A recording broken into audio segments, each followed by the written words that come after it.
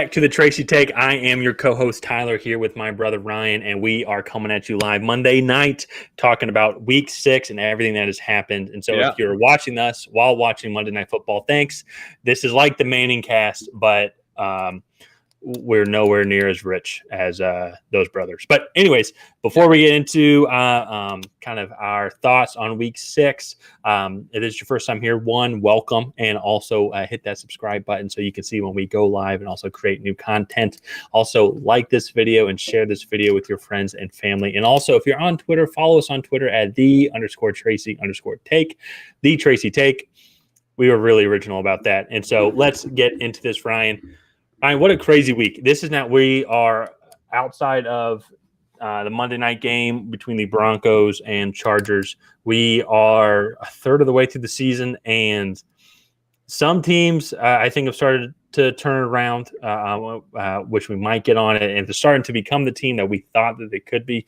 There's some teams are not. They are really struggling, and they need to figure it out fast, or they're going to be fighting for a wild card spot at best. And so, but one thing I know it feels like in your lifetime, because you're a Patriots fan, but I don't think. Well, you said that you're what, 3 years older than me? Yes, but still, but in seriousness though, when was the last time we've had consecutive weeks where the three teams from New York have won, like consecutive weeks? Where the Giants, Jets, where there are 4 losses between 18 games. Yeah, amongst those teams, because the Bills and the Jets for the longest of times had to deal with Tom Brady, and those teams just sucked. Those teams just were not good. Yeah. Then the Giants, obviously, they went through their Eli Manning phase, but like they were very inconsistent. But for all 3 teams to get everything going together, and they're looking good. I mean, I'm as of now, I'm buying in. They just look solid. They have a lot of fun, exciting pieces.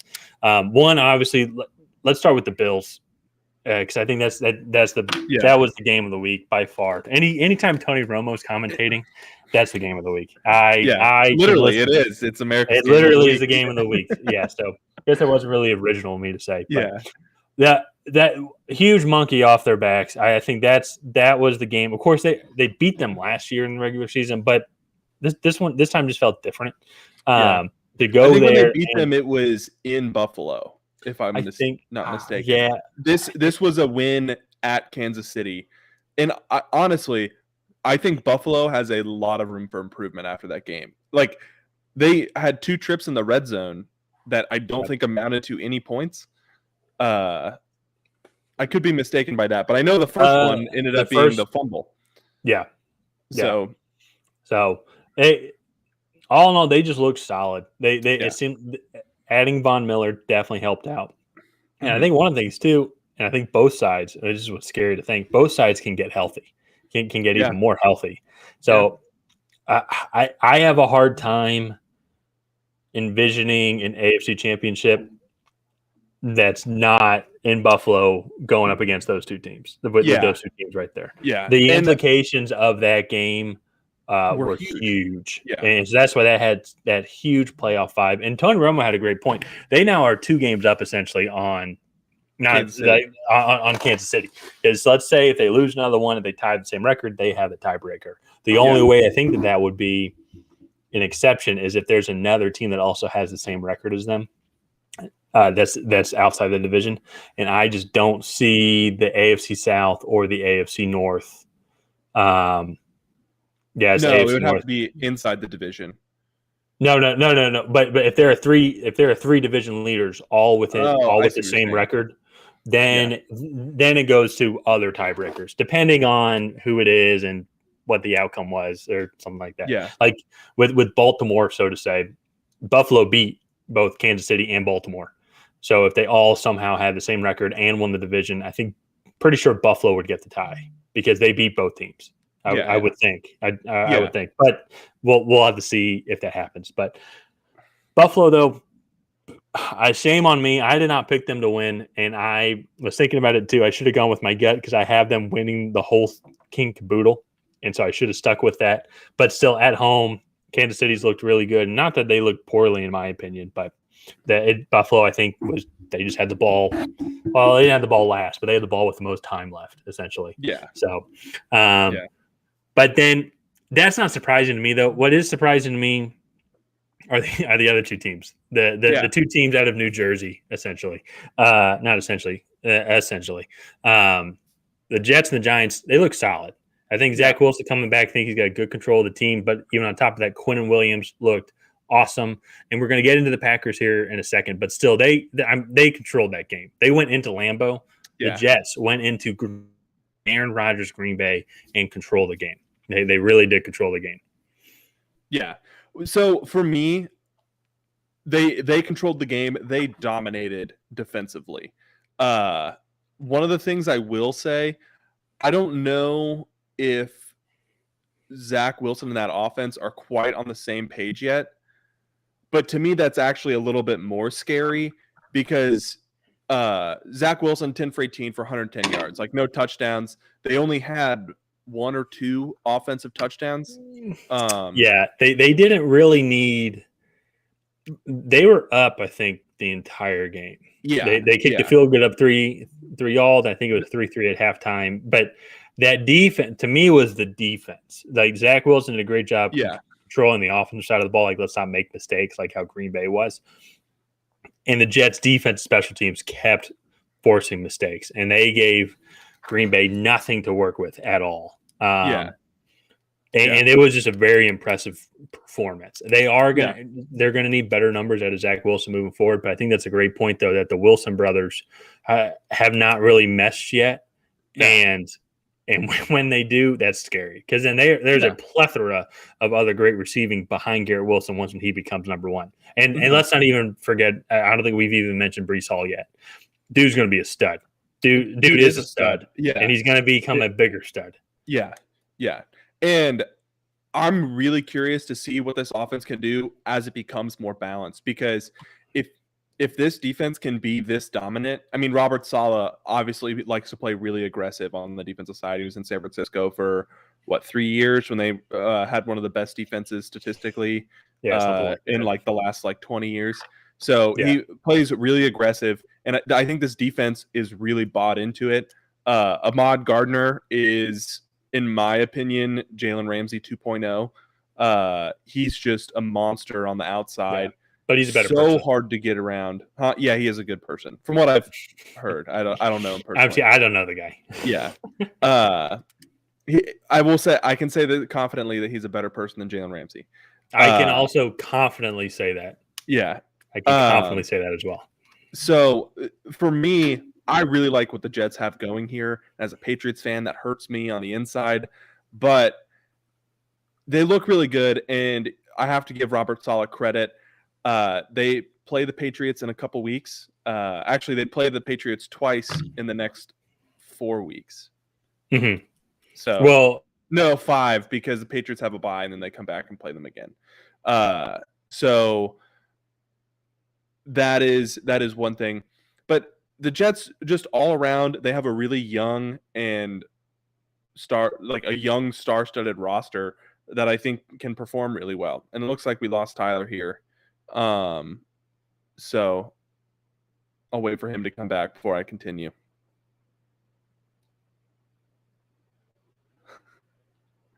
Joe Gatto was just on the screen for the Chargers game.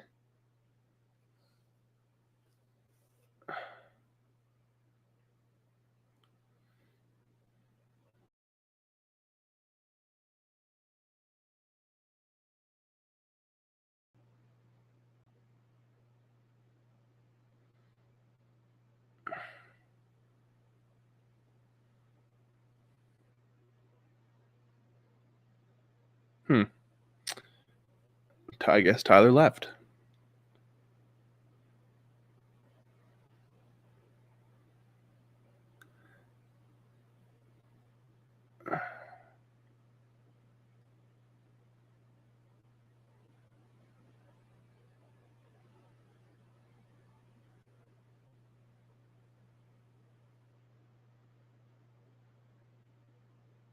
All right, well.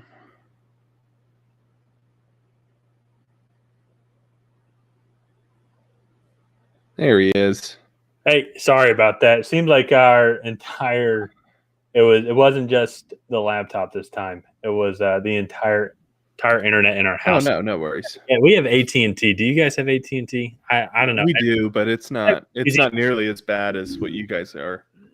Well, yeah, but I've been having issues even with my work laptop. So, but that is for a conversation offline. But subscribe, and so we can get more, so I can get better internet.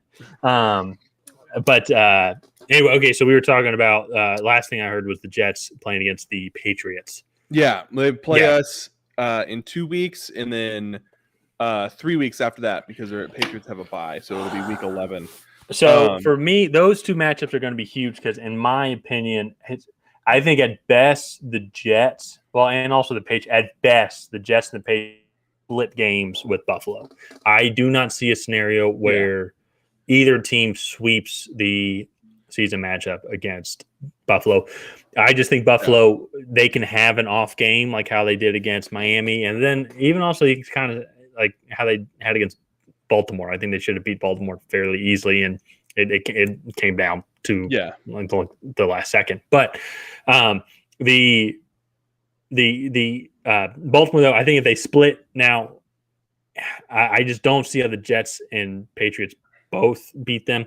And so those two games for your Patriots and for the New York Jets, those are going to be critical games, absolutely critical games, because if one team can sweep the other, huge advantage going into the wild card. Not only are you two games up against another wild card team, but that other team, though, is reeling. They need to play extra well against for the rest of their schedule, essentially. And it also might help out against the division if they're able to somehow win some games against the Bills. Yeah, those are going to be some really good games. I think we might see two wild card teams from the AFC East, as well as two wild card teams from the NFC East, which for years have been arguably two of the worst divisions in football. Now are, in my opinion, the two best divisions in football that are most competitive throughout. I know Washington sucks, but and then Wentz broke his finger as well, so he's going to be out for several weeks. So but that might improve the offense. Now, Wentz has some. That's for a separate video. That's for a separate video. But I think that's a great segue talking about now the Giants, who had a comeback victory against Baltimore, and I mean the team just looks solid. It's amazing that they're 5-1 and they have no receivers. I think that's what's really interesting to me. To me, I think the Giants are the most likely of the teams to fall off. I think that they've gotten a little lucky scenario-wise. They played really good defense against the Packers in the second half of that game. But to me, you can only run the Wildcat. You can only run some of these, I don't want to say trick plays that they're doing so much. Because I wouldn't necessarily call them trick plays. So they're more like gadget plays. And to me, you can only run that so much, and that's only going to work in certain scenarios. So props to Brian Daboll for getting them to 5-1. I just think it's really going to be hard for him to replicate that success throughout the rest of the season. It'll be harder for him to do that.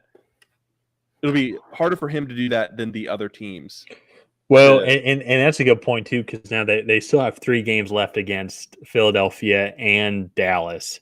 Yeah, and those are going to be tough. I mean, both of those games against Philadelphia, like I just don't see how. I don't see how they pull it out.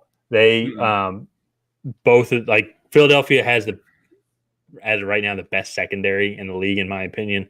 And the Giants have no receivers, so they're just going to load up the box. Everything runs through Saquon Barkley. One thing that we are not giving the Giants, and you mentioned a little bit against the Packers, but this defense actually is playing, I would think, very solid. I think they're on average maybe giving 20 points a game, which in today's NFL is very good.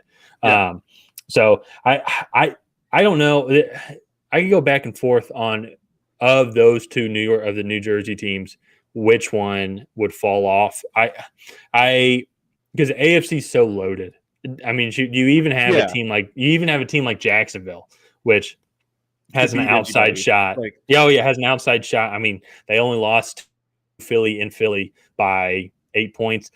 They had a very good shot to beat the Colts this past weekend. You know, if a couple plays go their way, they're 4 instead of 2-4. And so then you still also have the Colts and the Titans, who are now also fighting for the division lead. So the Jets, the one thing why I think the Jets might fall off if they do go on a losing streak, if they don't play well against the Patriots or the Bills. Now there are so many other teams that they're now competing with for 3 spots. While with the Giants, I am still not convinced, and we're going to get into the NFC South and my Falcons here in a little bit. I'm still not convinced, though, that there's so much fewer teams competing for those spots on the NFC side. So that's why I think the Giants still, now that they're 5-1, I mean, 6 games left. Even if they go 5-7, that's 10-7 for throughout the rest of the season. I think that's a wild card spot. That is to me. That is a wild. That's a wild card spot. Yeah. You know, that could even be a 5 seed. You know, in the NFC because there's not a team outside of the Eagles that really is, you know, mind blowing to me. That is like, wow, this team could go all the way, especially as of right now. I know we're only a third of the way through the season, and so I do kind of want to touch on that. The Eagles look to be the leader in the pack in the NFC, but there were 2 teams that we thought would be the leader of the pack at the beginning of the season, and that is the Green Bay Packers and the Tampa Bay Buccaneers. Yeah. However, both teams, especially as of late, have shown some real flaws. And for me, with the Packers and the Buccaneers, it's kind of the same, just to different levels. I think the Buccaneers are really struggling in pass protection on their offensive line, whereas I think the Packers are struggling a lot more in the running game against teams with good defensive fronts. And the Packers right now really want to run the ball want to run the offense through the running game, whereas I think the Buccaneers are trying to pass before they run the ball to kind of set up the run plays and then kill teams with that play action. And so for me, I think they have the same problem but different causes. Yeah. So I agree, Phil. Let's start with the Bucs, because the Bucs, I think the problem is much simpler. That offensive line is not protecting Tom Brady. They have all the weapons in the world. If Tom Brady just had time, and also too, I'm part of it. Tom Brady needs to step up, and he needs to be playing better. There's no reason why you should lose to the Pittsburgh Steelers. Oh no! It is a Kenny Pickett. I think I saw one meme. TJ Watt wasn't even playing either. Yeah, I think I saw one meme, and I laughed, but it's definitely with everything going on with Tom Brady off the field. But it's like I did not ruin my marriage and my relationship with my kids to lose to Kenny effing Pickett.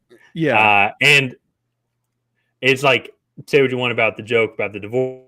Though he's got a point. I mean, you're losing to Kenny Pickett. This is the Tampa Bay Buccaneers, and you guys, I think they had 4 field goals, and their touchdown late in the game was essentially a prevent defense type touchdown where they methodically worked their way down the field. They couldn't get anything going. And I think, and you've talked about this a lot about Tom Brady's past when he hasn't been well, but it's losing Ryan Jansen, their center, huge loss. They've had other injuries along the offensive line. That offensive line is not giving Tom Brady the time that we're used to seeing, where he can just pick apart defenses. And he's not a modern day quarterback where he can hurt you with your legs with his legs. So no, not at all. That to me, in a nutshell, is the Buccaneers' fault, and it is a Buccaneers problem. Yeah, and we even saw videos of Tom Brady just yelling at the offensive line, essentially to do better. And in his defense, everyone knows what the game plan is. For the defense, if you can get at Tom Brady in 2 seconds or less, he can't do anything, and that really hurts that offense. Where Tom Brady hurts you is when he has 4 or 5 seconds in the pocket and he can just pick you apart. And then that to me is the issue with the Buccaneers. And even if you look at that division, and we're going to get a little bit deeper into the NFC South, you have 3 teams that have a solid defensive line and solid defense, even with the Carolina Panthers obviously going through a bunch of stuff, and we're going to get into them in a second. That defense still isn't atrocious. The whole organization top down is managed and coached atrociously. But the defense still talent-wise has some bright spots. The Saints, the only reason why the Saints are good is because of their defense. And the Falcons have shown a lot of strides on the defensive side of the ball, especially on the defensive front. So when you look at this Buccaneers team, which has not struggled with the NFC South, well, that's not true. They have struggled against the Saints. Actually, they struggled against the Falcons too. I mean, when? I mean, like 2 weeks ago. They only put up 21 points. Outside of this season, when they've had offensive line issues, the Falcons have not been an issue for Tampa Bay. Even when Jameis Winston was there, the Buccaneers didn't really have an issue. It's like, especially towards the latter of Jameis Winston's time there. But anyways, the moral of this, though, is Tom Brady, Todd Bowles, and that offensive line need to have a come-to-Jesus moment, because if they don't figure things out and start being able to protect Tom Brady, they might get into the playoffs because they're in the NFC South and they have 3 weak opponents in that division. But they're not going to get past that. Like, no. They'll run into a Philly. They'll run into – I mean, shoot, even the 49ers, I really like that matchup right now for the 49ers just because they have the pass rush to get after Brady. So, like, they'll run into one of those teams and they'll lose. But that's – I think it goes for – it's the same – it goes the same for the Green Bay Packers right now. Mm-hmm. It's like, yeah, they'll probably still win that division. They'll probably make the playoffs. But how far that team can go, I think right now is solely limited by that offensive line. Also, too, I think the defense, especially later in the game, really struggled against the run. Mm-hmm. And that was surprising to me because, I mean, like, up until this point, they have been a really good running defense. Or run stuffing defense. I know they struggled a little bit against New York, but New York, Daniel Jones was their leading rusher, and they were throwing some different schemes at them that they probably weren't prepared for. Mm-hmm. So they lost man on man against the Jets. It wasn't exactly like they had 3 big plays and then that was it. Like they lost rep over rep. The Packers just looked. I was able to watch the majority of that game here because it was being shown here in Nashville, and they just looked sloppy. Like, not even like a bad team, but they just looked. I mean, they had several turnovers where it's like it was handing off the ball. Now, it was raining and everything like that, but so maybe the ball was a little slippery. But they had so many drop passes. You had the block punt that was returned for a touchdown. They could not seem to. Like, they were able to stop the Jets, but they can never get good field position. The Jets always seem to be able to move the ball close to midfield, then punt, and then now you have Aaron Rodgers and a team. And this is what I think the biggest issue is: Aaron Rodgers and a team that has no deep threat capability whatsoever. Yeah. So you were mentioning earlier that they try to run the ball, and they have not been able to do that well. I think a lot of that, in my opinion, looking at it, is defenses will load the box. If they're not going to load the box, they're at least bringing that safety up because they know, Christian Watson is not going to be able to burn them consistently. If he gets down there, he can't catch it either. So, yeah, I mean, that was one time. I mean, I'm sure he can, but yeah, I know exactly what you're talking about. But if he gets that though, Romeo Doubs, no, I mean, good short intermediate possession guy that we have seen, but still doesn't seem to have that deep threat capability. We've talked about Alan Lazard and this team.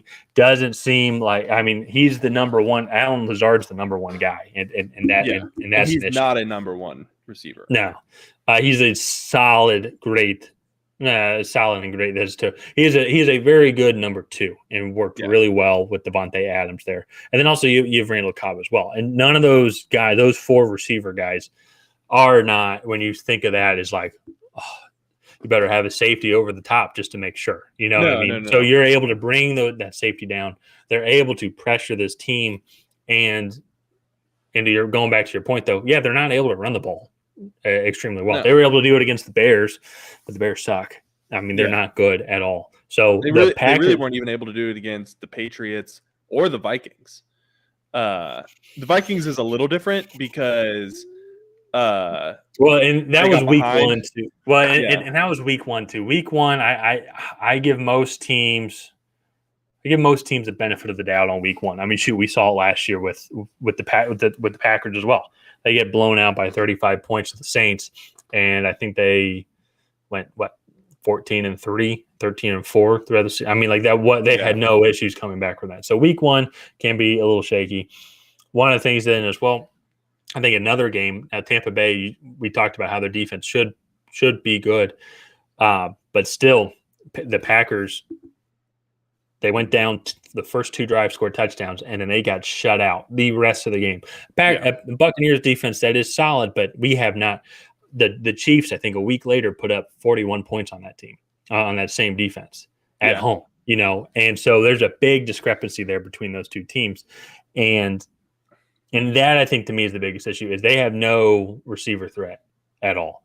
And even then you talked about Ahmad Gardner. You have Ahmad Gardner going up against Christian Watson. Yeah. I mean, that's easy. All day. That's easy. That's arguably the best D1 safety to come out of college. A corner coming out of college football, especially statistically. I mean, it didn't allow a touchdown his entire 4 years in college. Yeah.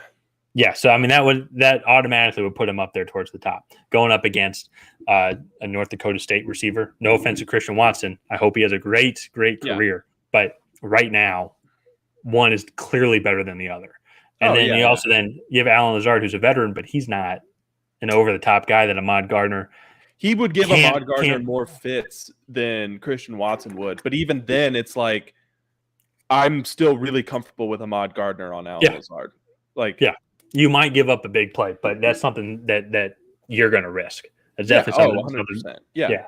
So, but that to me is. I just think this offense lacks like that potency that they have in the past. I mean, even with Devontae Adams, like they had the elite threat. And And so that's why like this, like the trade to me that was so shocking. But I don't know. Which of these 2 teams do you think is in a worse situation? The Packers. Okay. I think the Packers are. I think the Buccaneers, I think they have enough talent, especially skill position players, to where I think they can open some things up. I think they got to get a little bit more creative on the offensive side of the ball. With the Packers, those rookie receivers don't step up. That team's really going to struggle. That team's 2 games back against Minnesota. That team is going to struggle to keep up with them, and even when they play them, it's going to be at Lambeau. Minnesota's 5-1. Minnesota's 5-1. Yeah, they're 2 games up on that team. Even if Green Bay, let's say, they're kind of like 2.5 because they beat the Packers in week 1. So like I get they play again, but so they'll play again. But as of right now, though, I mean. You have this Packers defense, which just gave up 27 points to the Jets, 27 points against the Giants. 2 teams that offensively have potential, but haven't over the past couple of years and with this personnel really shown people to be like they can put up some points. And now you have Minnesota, who is led by Justin Jefferson. Kirk Cousins having a good year. Dalvin Cook's one of the best running backs in the league. And those are just the 3 main guys. And then they have a slew of great role players to go along with that. And now the Vikings defense isn't top notch, but it's what's the right word? The Vikings defense is average. It's perfect. It's perfect for the type of team that the Vikings are, which is a team like let's just not have blow up plays and give consistent opportunities for the other team to score, if that makes sense. So to me, the Packers I think are in more trouble because they have shown consistently over these 6 weeks they have had a lot of trouble to be the explosive offense that we're used to seeing. To me, I agree with that. I think the Buccaneers have a problem that they need to fix. I think the Packers have a problem that they can't fix. You can't all of a sudden have Romeo Doubs be a Pro Bowl receiver. Like that takes time and a lot of luck to develop. Well, and like I like those pieces that they have: Allen Lazard, Romeo Doubs, Christian Watson, Randall Cobb, Amari Rodgers, Aaron Jones. But even then, I think right now the offensive line is like the highlight of a bigger problem. Because everybody right now is focusing on, well, they can't get any push on the offensive line. Well, that's because they can't push the safeties off the line of scrimmage because they have no deep threats at the wide receiver. And it's like, that's not going to change until they have a deep threat at the wide receiver. Yeah. And it's like, well, you can't just like come up with that. I think in the past, and just looking back on it, I wish because I'm looking at like my decision because like I have Green Bay as the number 1 seed going into the playoffs. Yeah. Like that's like that was my prediction before the season. And looking back on it, and obviously hindsight's 2020, but Devontae Adams brought so much attention to the defense. It's like you had to have 2 guys on him, and even then there was no guarantee. So then that just made Rodgers throwing the ball to him.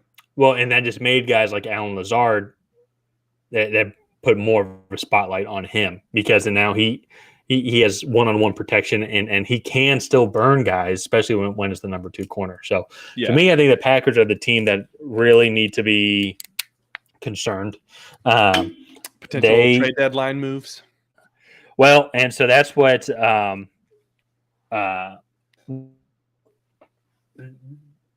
know we talked about it. I think they have a potential. I know there's been some talks about it, but I think you just want to talk about that now.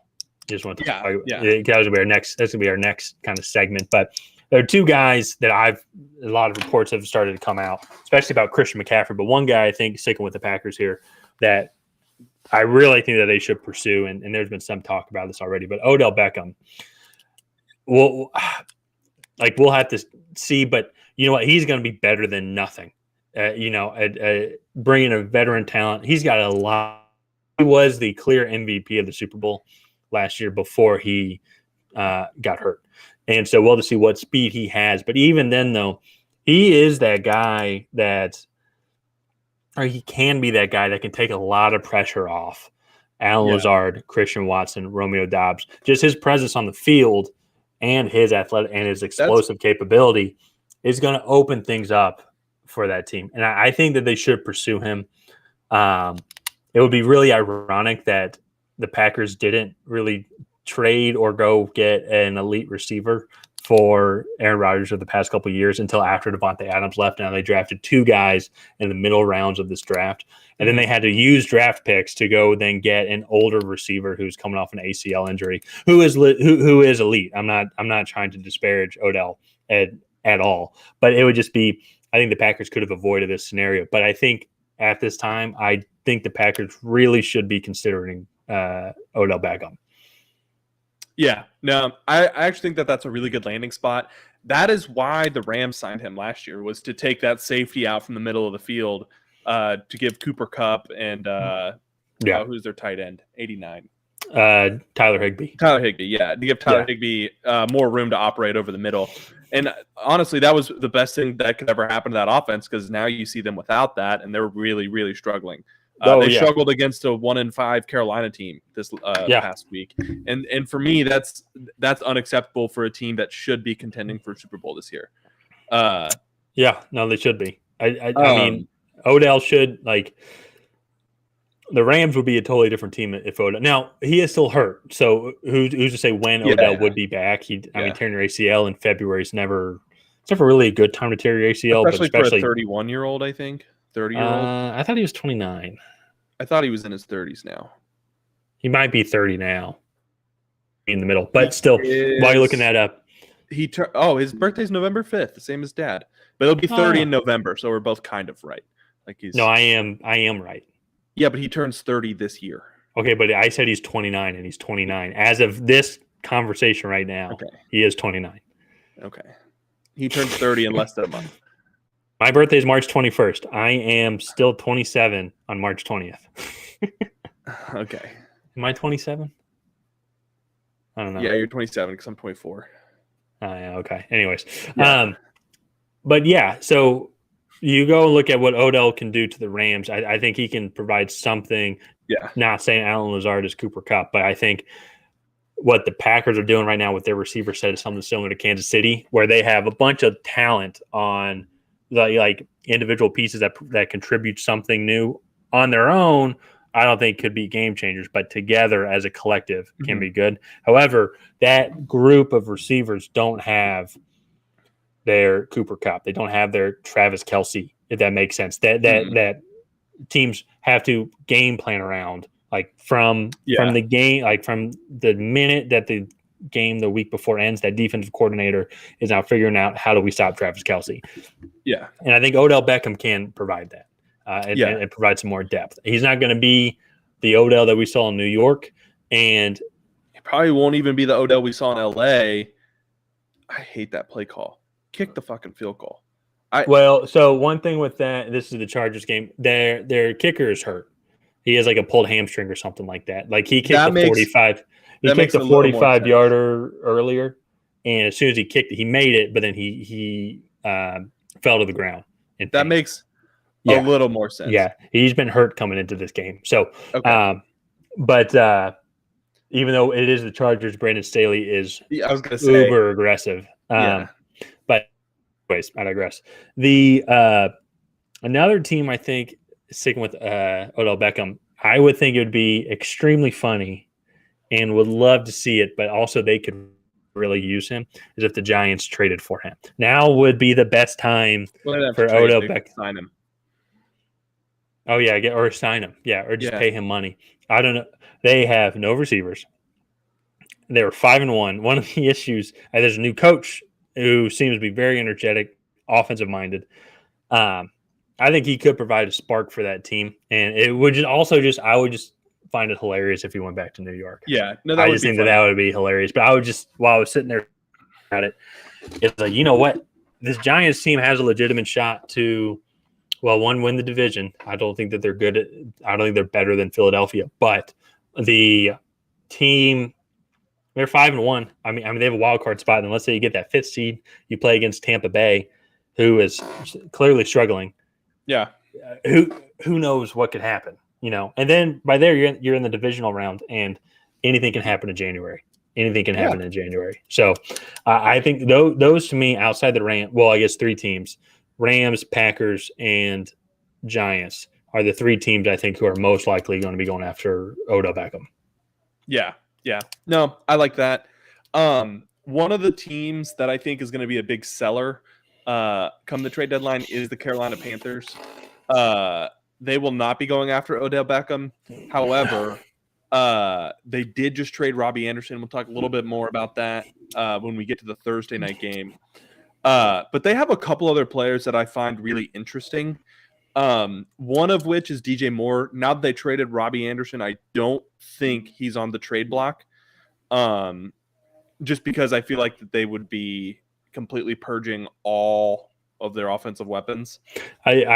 So I agree with what you're saying, but I also think too, if the price is right, they will if someone gives them a 1st-round pick, we'll get rid of DJ Moore and just do an absolute complete rebuild. I don't know if they'll get a 1st-round pick. Even a 2nd-round pick. I would do a 2nd-round pick, but I don't know if I would do a first because he's a good receiver. He's not. He's to me, he's Amari Cooper B. He's not quite Amari Cooper. Maybe. I mean, he's 25. I mean, was it Teddy Bridgewater or Tyrod Taylor? Who was the quarterback before? I think it was Teddy Bridgewater. Yeah, it was Teddy Bridgewater. He was a 1,000-yard receiver. Both him and Robbie Anderson were both 1,000-yard receivers. Or Robbie Anderson was close. I don't know. Yeah, I can't remember if he did. Yeah. He was close, but if he wasn't a 1,000-yard receiver. So, of course, that was 2 years ago. But now you bring in Sam Darnold, who he gets hurt.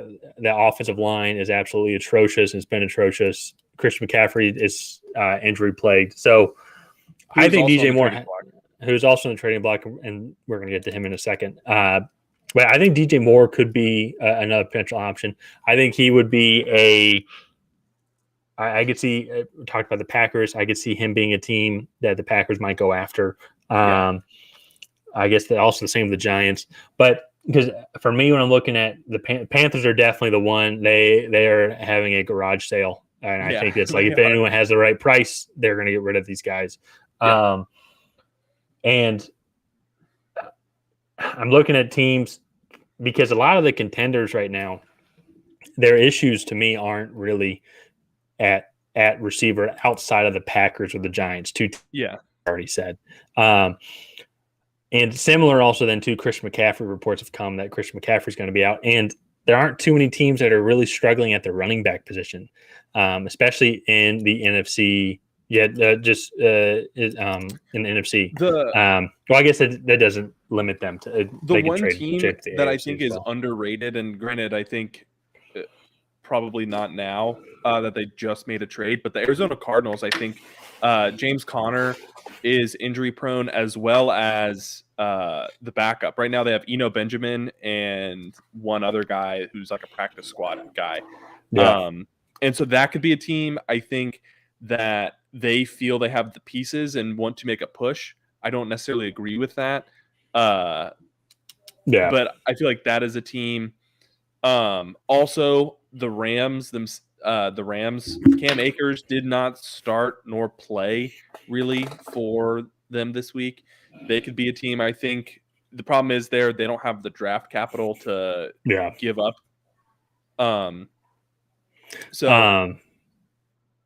You know who does, though? I was thinking about this. Their division rival, the Seattle Seahawks. They have draft capital, and Rashad Penny's down. They do have Kenneth Walker now. I was going to say, do you really want to give that up on Christian McCaffrey, especially when you have the issues that you do? That's totally fair, but this offense is so explosive.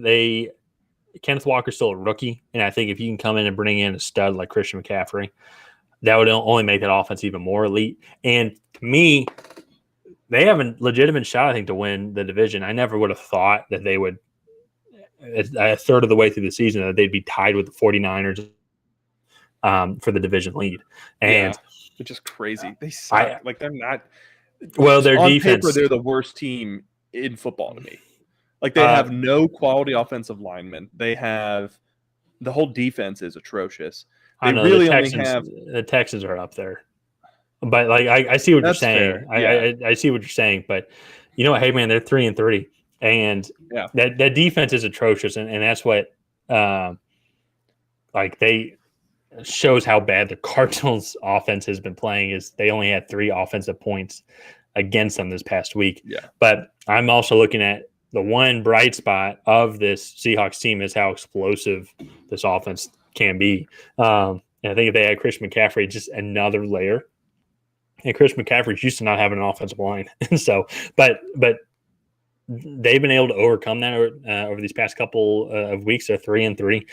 They have the draft capital, and I agree with you. I don't think that they will do it, but I was trying to think of teams that would fill a need and also have the draft capital to do it. And now is a team that would potentially go after the Seahawks. Go after McCaffrey is the Seahawks. Are there any teams in the AFC that you think could go after McCaffrey or DJ Moore? I was thinking about, I don't think the Bills will do it. I don't think and I'm trying to think of other teams. The Dolphins won't do it. They don't have the draft capital. They gave up a lot for Tyreek Hill. And they lost a first-round pick this year. And they lost a first-round pick. And so, and also, too, they have Chase Edmonds. Not like I think he's been hurt, but still Yeah. like that offense doesn't. Jets won't do it. Patriots won't do it. Bills won't do it. Browns won't do it. Steelers won't do it. Browns Steelers no. won't do it. Titans, Colts no. Ravens won't do it. Jags won't do it. Bengals won't do it. So I'm trying to think of teams that would be legitimate suitors in the AFC, and I just can't think. I can't really think of any. Chargers no. Broncos, Raiders no. Maybe because Javonte Williams is out and Melvin Gordon's been banged up. The problem is it's like you have them this year, and then it's like, well, now you have 3 Pro Bowl running backs. Like you can't. Well, and that's why they like Javonte Williams. It sucks that he got hurt, but still, like he is their he's their guy, the future, for sure. So I don't think any team in the AFC will do it, and I'm looking at other teams in the NFC, like a team like the Falcons. I think could do it. No way. Sorry. So that interception and then a fumble. Yeah, it looks like Denver got back on it. Oh my gosh, that's funny. But no, so that to me, it's like I think that's a hard sell. There is one more player on the Panthers that I think is like a really possible trade candidate, and that's Derek Brown, the defensive tackle. He's kind of a unique body. In the fact is he does better as like a true nose tackle. So you're going to have to run a 3-4 scheme for him to really be successful. But if you're a team that does run that, i.e. the New England Patriots, the Jets do some of that, then like that is a guy that like is on the market that I think that they could get for a second, maybe third round pick. So that to me is another guy that I think has a lot of untapped potential just because the Panthers drafted him and then used him in a 4-3 scheme, which is just completely not what you want to do with a guy like that because then he just gets beat horizontally in the run game. So that's another guy I think the Panthers could offload. Other than that, who's their safety? I will say not J.C. Horn. He's their cornerback. I'm trying to remember. I know you're talking about. Going to Derek Brown, the one thing I think we've seen this with the Bills is if there is a team, even if they have plenty of talent, at that position, it does not hurt to just like load, just have guys that can rotate in and out, so you can just bring constant pressure. And we've seen that with the Bills. So I could absolutely see a team, even if they're completely fine at the defensive tackle position, like let's just get more guys. I doubt that they would trade him in the division, but the Buccaneers would be a team I think that could really use that. I know they have Vita Vea, but he's also prone to injury. Yeah, so I would say that to me though is still it's like I think where the Panthers are at now. I don't think it matters really who it is. I think it's if the price is right. Then they're gonna. Yeah. Are there any other teams you think are going to be big sellers? No, this is a new trend that we've started to see in football, especially over the past couple of years, because normally in-season trades have not been a thing just because of how complicated now these offensive systems or even defensive systems have gotten. But it's a new thing over the past couple of years. I can maybe see. I can maybe see teams that are not doing well. I can maybe see a team like Cleveland if they start to get really far behind. Like, let's see if we can trade. Let's see if we can trade Kareem Hunt, so to say. I think Kareem Hunt's has talked about wanting to be traded. Let's see if we can get some draft picks for him because they gave up a lot of draft picks. To me, is Javen Clowney's one. And so mate, not Jacoby Brissett. Just because there's not really a team that's looking for a quarterback that they wouldn't just sign him in the offseason anyways if they needed someone to fill a spot. I can see a team like the Browns who had some potential. The Saints, one thing or reason why I bring up the Saints is they are still cap space wise, absolutely. Seems like they always find a way to not be over the cap. And so eventually I think that's going to get up to them. And so if they start to go down a big losing streak, I could see them. Marshawn Lattimore, you think he could be up? Maybe. Definitely some defensive guys. For sure. Not. And they screwed themselves with Taysom Hill. Not like he's an absolute elite player, but who's going to trade for that guy and then have on the contract that he's on is nobody.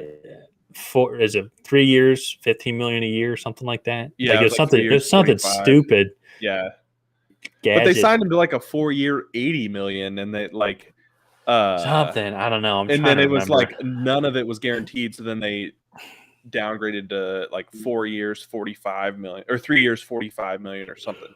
Yeah, like he brings a lot to that team, but not how much he's bringing in. I mean, that's a big hindrance to that team. 3 years, $15 million is more understandable. Yeah. Like, I think we'll get a better. When is the trade deadline? Week 8, I think. No, it's not that early. That's the midpoint. No, it's not even. Week 9 and week 10 is the midpoint.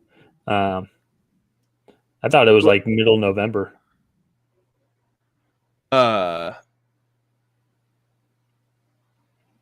November 1st. Oh, maybe you're right. Yeah.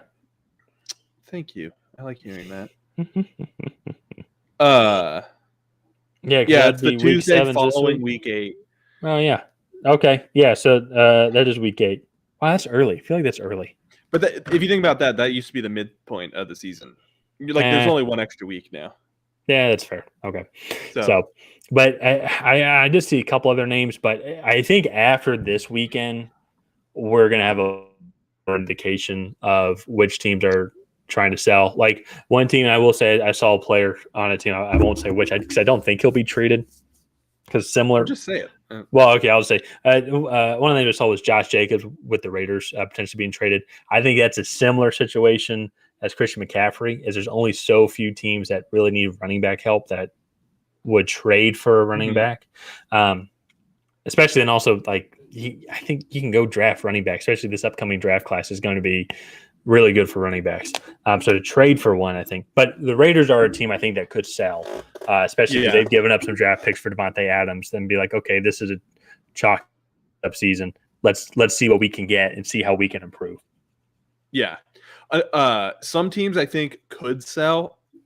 I don't know who they would sell, but like Bears, Steelers. Who would the Bears sell?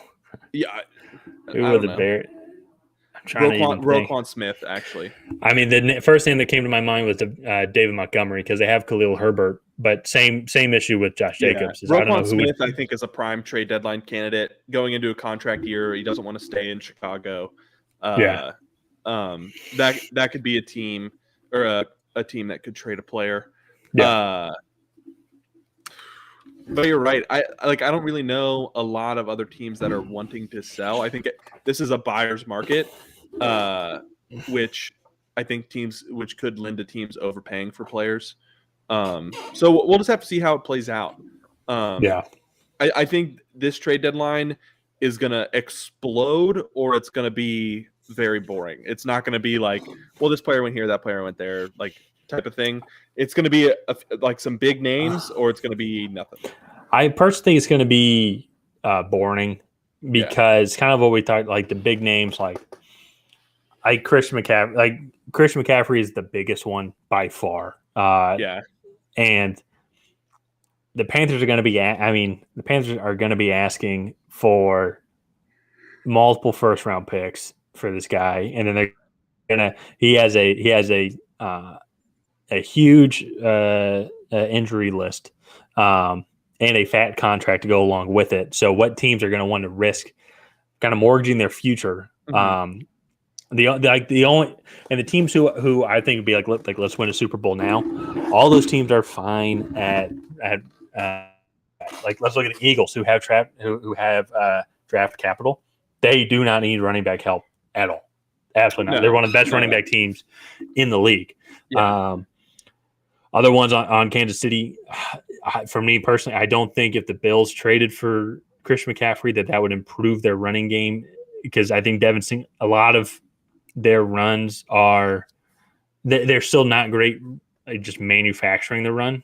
But a lot of that I don't think it has to do really with the running back. I think it's more just their offensive scheme and their offensive line, in my opinion.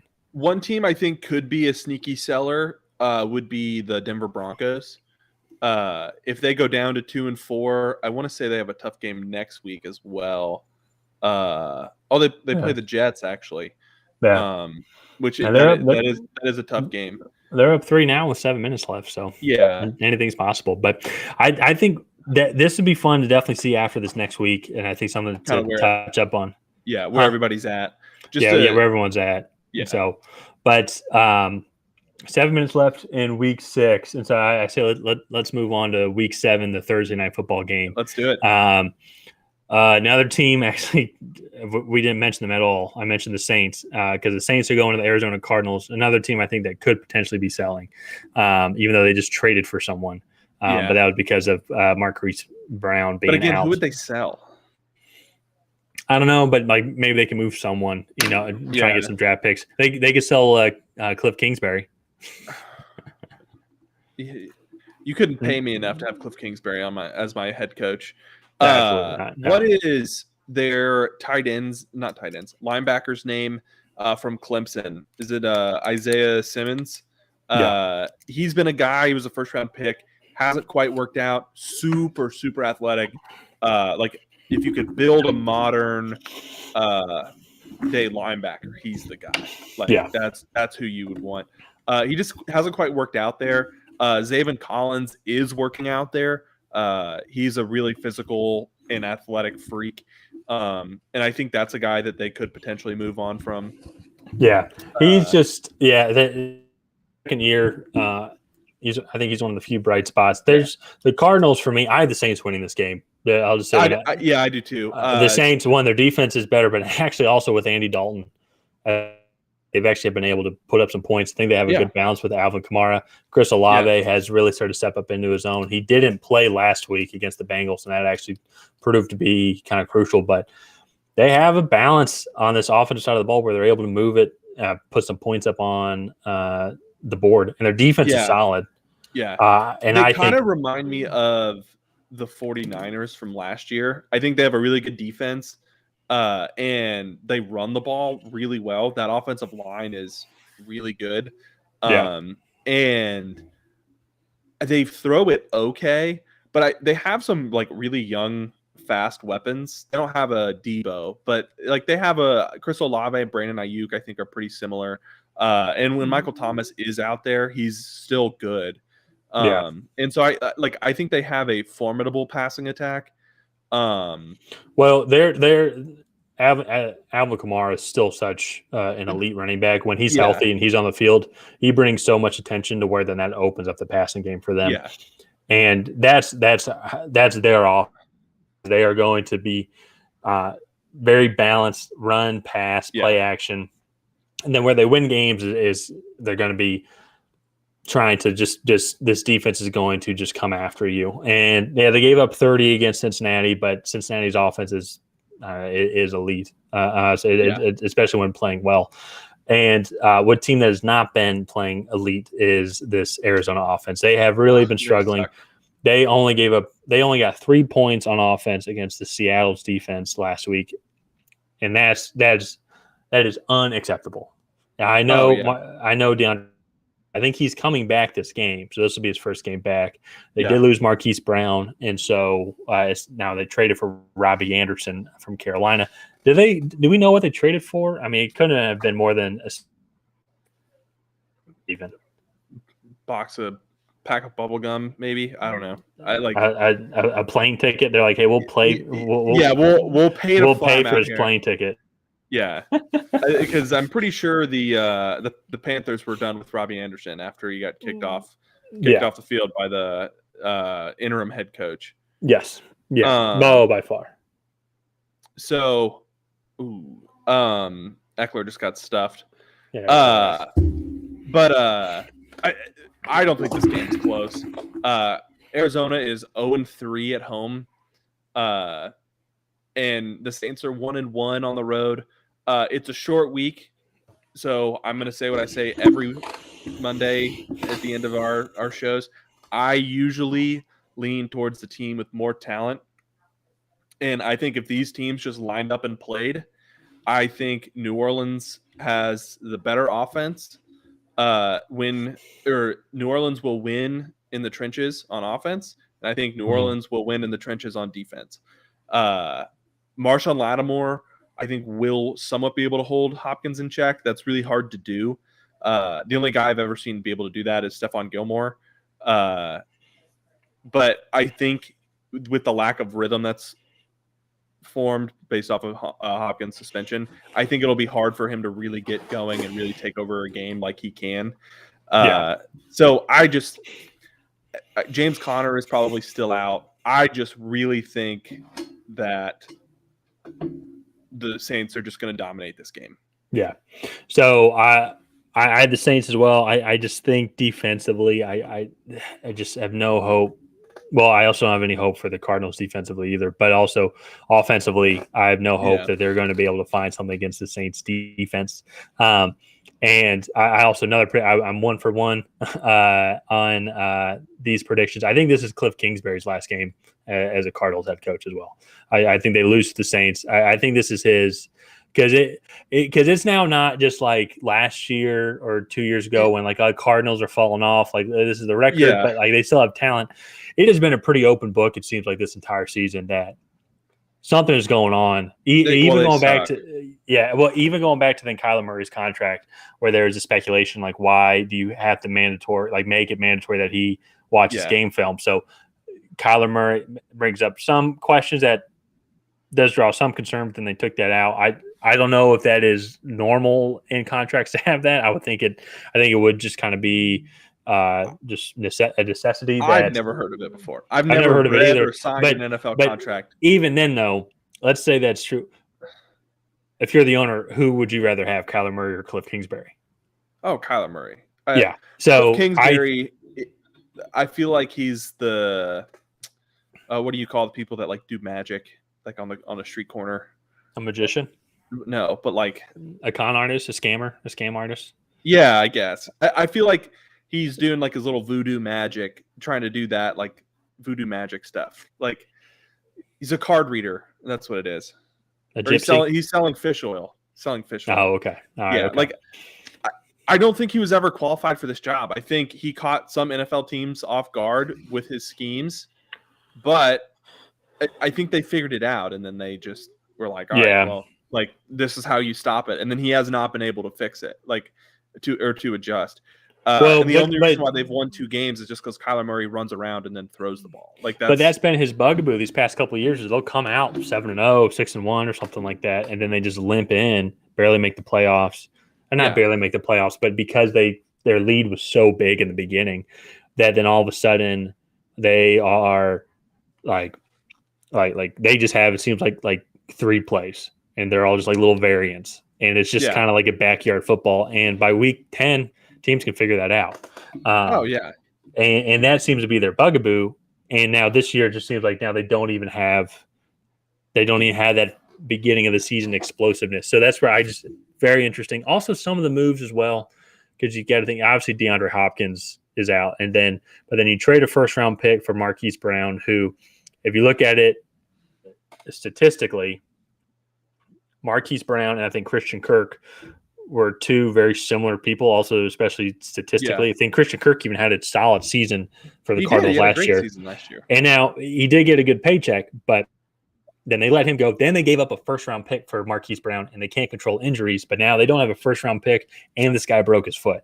So it definitely raises questions on some of the decision making, especially from the top of the organization, on why you let certain guys go, especially if you can't afford it. I get it, but then giving a 1st-round pick, that's a big deal. You know, they could have even traded up to go get one of these top rookie receivers that we saw in this huge list of players that go down that they could have replaced. But then they got someone who I don't think was as good as a guy that they let go. And then also then they have DeAndre Hopkins PED issues.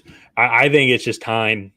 I think this is going to be the game where it's going to be a dud for them, and I think that it's going to be his last game. My big thing is I think the Cardinals owners will at least let him get a few games in with DeAndre Hopkins, because that has kind of been, it's like, well, we're 2-4, but we're missing our best offensive weapon type of game. I think the owners will let him play at least a few games. If they don't end up making the playoffs this season, I 100% agree that this will be Cliff Kingsbury's last season. But I don't know if I think that they're going to let him play out a few more games just to see how things go. So maybe, but what happens though? Let's say DeAndre Hopkins comes back and then they only put up 3 points offensively again. Like he's like he's the reason why our offense has been struggling. Yeah. And then he comes back and this offense is still struggling. And it's like, yeah. But then you could just be like, well, we're like, Kyler Murray's played 6 games without him. It's like they have to kind of rebuild some of that connection. Maybe, but Kyler's been playing with him now for 3 years. And I see what you're saying. I don't disagree. But now at this point, if I'm the GM and Cliff Kingsbury telling the owner or the president, like explain to me why you should keep your job. And then those to me sound like consistent excuses. It's just not one player. Like it's not just DeAndre Hopkins isn't going to all of a sudden fix the fact that you only scored 3 points against that Seattle defense. Yeah. Even without DeAndre Hopkins, you should be putting up at least 21, 24 points against that Seahawks defense. You know what I mean? And they didn't. Like they looked awful, you know. And now they have had some injuries, like with James Conner going down. But even then, that's another guy. He kept James Conner while Chase Edmonds was clearly your more dynamic running back. It was a 3-down back. James Conner is not. And so there has been some decision-making that I think also plays into that. And that's where, to your point, if Cliff Kingsbury plays out or coaches the rest of the season, is that how much of that decision-making went into does he go into that decision-making of, do you want to keep James Conner or Chase Edmonds? Is he the sole decision-maker, like how it is with Bill Belichick and the Patriots? Or is that purely front office stuff and then like they let him know? So, but all in all, moral of the story is Saints are going to win. And I don't think it's going to be pretty. So right now the Cardinals are favored. They're a 1.5 favorite. And to me, that's insane. Like I understand you get 3 points for being at home. I might have put some more money on that. Yeah. Yeah. I don't think it's close. I think the Saints are clearly the better team. They're the better coach team. Yeah. So you just know what you're getting with the Saints. The Cardinals, I think there's a huge identity and I think coaching issue. And I've already talked about the coaching issue, but it just seems like morale for that team. The Saints, if you look at it, they barely lost to the Bengals. They've had a hard-fought game against the Buccaneers. I think they barely lost to the Browns. They lost to the Panthers in a close game. They beat the Falcons. They lost to the Vikings, I think, on a last-second field goal. Yeah. You know, and so now they should have lost to the Falcons. The Falcons didn't do Falcons things. But Panthers, close loss. It was a very defensive game. Vikings had an opportunity to win that game. Beat the Seahawks, put up 39 points against the Seahawks, and the Bengals had to go down and score a touchdown with 2 or 3 minutes left. So, like, they have played in consistently close games throughout the season. Yeah. The Cardinals have not. They have not played in close games at all. Yeah, yeah. And the locker room knows that. Like, I know they say there's no ratings in the win-loss column. Yeah. Or there's not a beauty rating in the win-loss column, but they really for morale, like the Cardinals really have zero moral victories. The only close games that I think that they've been in were the Raiders and the Panthers. I guess. Mm-hmm. Well, the Eagles beat them with the last second field goal. And that's a good moral victory, but then they followed that up with Seattle, who is much worse. And like you said, they put up 3 offensive points. The Cardinals are done. The Cardinals are done. Yeah, in my opinion. Yeah, it's not looking good. And I think also for Kyler Murray, who is your franchise guy, I think it's time to get a new voice in his ear. I think get a new regime change. So Matt Rule's on the market. Robbie Anderson likes Matt Rule. Let's bring him over. I think Eric Bieniemy is going to be the next coach of the Cardinals. I would love to see what Eric Bieniemy could do with Kyler Murray, DeAndre Hopkins. Yeah, I would love to see that too. I kind of wonder. I mean, Andy Reid's getting older. I almost wonder. I mean, you have roots there, and you have Patrick Mahomes as your quarterback. Because I've thought about that too. And who knows what goes on in these conversations? Like when they're doing these coaching interviews. Well, a lot of times, Andy Reid retired once already, didn't he? Well, that's what I'm saying. I think so, because I think he retired with the Eagles, and then he came back a couple years later to the Chiefs, I think. And then maybe he turned just took some time off, but maybe I don't know. But I know Bruce Arians retired. I think Bieniemy is the next guy in line for that Chiefs job, and I think he's willing to wait because also too, you're going into a situation if you're the coach, you're going into a situation where obviously you've arguably. I mean, you can make a prediction. Arguably, the next great quarterback, that people talk about how he's in the top 5 greatest quarterbacks of all time, in Patrick Mahomes. You go into that franchise, you already know the city. You have already had a huge thumbprint on the offensive scheme that's there. So guys that are coming in or have been in that program already know. So it'll be a much easier transition. And that's just theory that. If he wants to go to Arizona and Arizona wants to hire him, I think that'd be great. He's had great success there. So we'll just have to see. But that is, I think, an off-season. I think that's an off-season topic. Yeah. Yeah.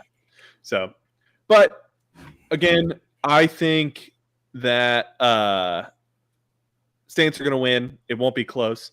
Bet the house. Actually, don't do that, please. That's a horrible gambling strategy. Good thing nobody's watching right now. But yeah, so I think that's going to wrap up this episode of the Tracy Take. If you guys have not already, please go ahead and like and subscribe. Tyler and I go live every Monday and Tuesday around 9:30 Eastern time. So go ahead and hit that bell notification and we can ping you guys every time we go live. And other than that, we will see you guys.